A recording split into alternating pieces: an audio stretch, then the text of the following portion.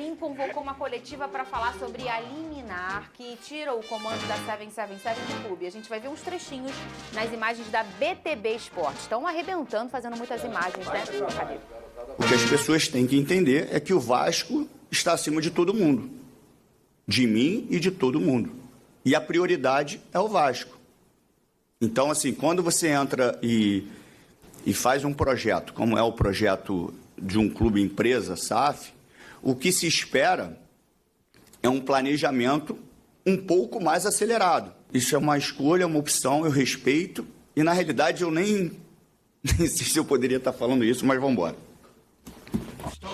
Muito bem, o Pedrinho falou sobre muito, e ele repetiu várias vezes, Flavinho, sobre todas as ações que ele tem feito é para ajudar o Vasco. Não duvido. Que ele está sentado naquela cadeira de presidente pensando no Vasco e que ele vai sofrer consequências por isso, mas que ele está pronto para isso, porque ele está pensando nessa situação. E ele disse, o que muita gente está descobrindo agora, eu já sabia há algum tempo. E por isso que eu quero ajudar o Flávio Winick. Eu falei ontem sobre a minha opinião, e é uma opinião minha, sobre a importância que eu vejo, que eu encontro e que eu consigo enxergar em relação ao Pedrinho nesse momento na história do Vasco da Gama. A integridade, a gente conhece o Pedrinho, sabe que é um cara íntegro, é vascaíno, é cria do Vasco. Lógico que ele quer o bem do Vasco, ele não está lá para ganhar dinheiro, não tem segundas intenções, ele quer o melhor pro Vasco. Então ele sabe o que está fazendo, né? Eu não entendi muito bem essa estratégia dele de entrar com liminar, porque tinha um contrato, tinha um adiantamento que a empresa ia fazer, ele poderia aguardar, mas ele está vendo todo um cenário também dessa empresa fora do Brasil, que está dando problemas, então ele sabe o que é bom pro Vasco. E está por trás, claro, que tem negociações com outras empresas. Eu vou confiar na idoneidade do Pedrinho, na honestidade dele, e se ele está caminhando por essa linha, ele sabe o que faz e sabe o que é melhor para o Vasco, né? Não está dando certo com essa empresa, ele está buscando outros caminhos. Ô, Vene Casagrande, em relação ao treinador, o Álvaro, ele vem nessa situação tão conturbada do Vasco? Então, a gente já havia comentado ontem que não ia mudar nada, pelo contrário, a situação continua, inclusive a logística já está até sendo preparada para o treinador chegar ao Rio de Janeiro e se apresentar ao novo clube. Ele tem chegada prevista já para esse final de semana, ele chega com 4 funcionários em sua comissão técnica. Confesso para vocês que eu não sei quais os nomes dos funcionários e funções. A pessoa não quis me falar porque a pessoa disse que poucas pessoas sabem, então assim, não dá para vazar nesse momento. Mas tudo sendo feito normalmente, apesar dessa confusão jurídica envolvendo o Vasco Associativo e a 77 Partners, mas o Álvaro Pacheco, esse da Buena, vai ser o comandante do Vasco pelo menos por um ano, e aí se ele bater metas, ele estende o contrato dele por mais um ano. Muito bem, o Fluminense venceu o Cerro e também se classificou. Analise, beleza? Quero fechar o vídeo para falar sobre o Vasco da Gama. Horas depois, ou no dia seguinte, a obtenção de uma liminar na Justiça do Rio, tirando da 777 o controle da SAF, o Pedrinho, que é o presidente da associação, convocou uma entrevista coletiva e falou sobre uma série de temas, entre eles o motivo que levou o Vasco a procurar a justiça para tirar a 777 do comando. Ainda que essa decisão seja em caráter liminar. Abre aspas pro Pedrinho, abre aspas.